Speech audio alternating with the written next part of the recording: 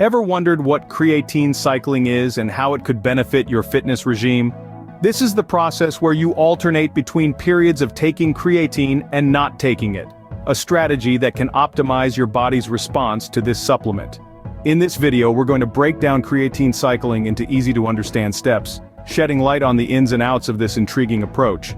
So, buckle up and get ready to delve into the world of creatine cycling. Stay tuned to find out more about this intriguing fitness strategy. Before diving into creatine cycling, it's important to understand what creatine is. Creatine is a substance that our bodies naturally produce, primarily in the liver, kidneys, and pancreas. It's also found in certain foods like meats and fish. But what role does it play in our body? Well, creatine is vital for providing energy to all cells in the body, but particularly to muscles.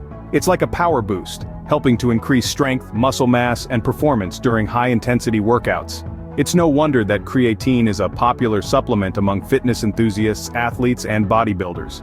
But don't be mistaken, creatine isn't just for those looking to beef up. It's also crucial for brain function and has been linked to various health benefits, including protection against neurological diseases. Now that we know what creatine is, let's move on to the concept of creatine cycling.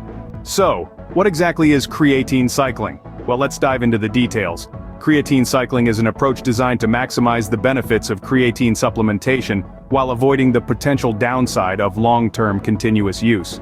Imagine it as a seesaw. On one side, you have a period of high creatine intake, typically known as the loading phase. This is when you're consuming a larger amount of creatine to rapidly saturate your muscles. Now swing to the other side of the seesaw. This is the maintenance phase, where you lower your creatine intake or, in some cases, stop it altogether. Why this roller coaster ride, you may ask? The reason is twofold.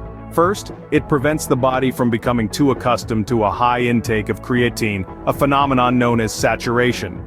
When your muscles become saturated with creatine, they might not respond to it as effectively. Second, cycling creatine helps maintain its effectiveness over time. By giving your body a break, you ensure that when you start the next loading phase, your muscles are ready and responsive, soaking up the creatine like a sponge. Remember, the aim here is to optimize the benefits of creatine, from enhancing strength and lean muscle mass to improving exercise performance and recovery. Creatine cycling can be a game changer, but how do you do it? Well, stay tuned as we're about to explore that next. Ready to give creatine cycling a try? Here's how. Creatine cycling involves two main phases, the loading phase and the maintenance phase. Let's start with the loading phase. During this initial period, which typically lasts for about 5 to 7 days, you'll want to take a higher dose of creatine to saturate your muscles quickly. This is often around 20 to 25 grams per day, divided into 4 or 5 equal doses. Next comes the maintenance phase. During this time, you'll reduce your creatine intake to about 5 to 10 grams per day. This phase can last anywhere from 3 weeks to 3 months, depending on your preference and how your body responds to creatine. However, it's crucial to monitor your body's reaction throughout both phases. Listen to what your body is telling you. If you feel bloated or experience stomach discomfort, you may need to adjust your dosage or the length of your phases. It's also worth noting that some people choose to include a washout phase, where they stop taking creatine altogether for a few weeks to allow their body to reset. This isn't necessary for everyone, but it may be beneficial for some.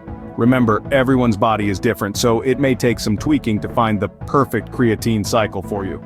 Creatine cycling is a powerful tool in your fitness arsenal. Remember, it's all about alternating periods of high and low intake to maximize muscle saturation and recovery.